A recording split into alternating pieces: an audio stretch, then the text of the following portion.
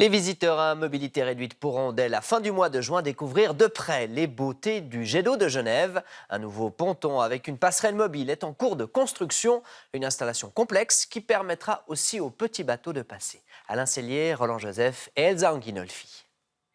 La passagère de cette grue pèse à elle seule quelques 20 tonnes. Cette passerelle a été assemblée dans un atelier avant d'être acheminée sur les bords du Léman. Elle fait partie du nouveau ponton qui doit permettre aux personnes à mobilité réduite d'accéder à la jetée du jet d'eau.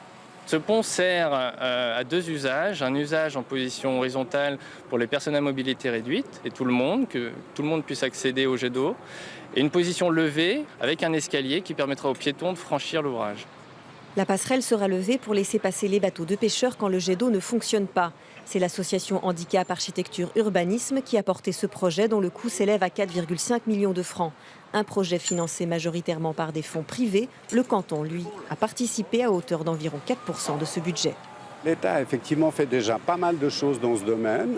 L'État a d'autres priorités, en particulier dans tout ce qui concerne l'habitat et l'accessibilité à d'autres lieux publics comme les théâtres, les bibliothèques, les cinémas, etc. Les services industriels de Genève vont aussi profiter des travaux pour mettre à jour leurs installations.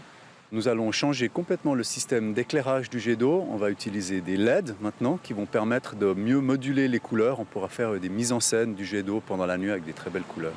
Le nouveau ponton sera accessible au public dès la fin du mois de juin.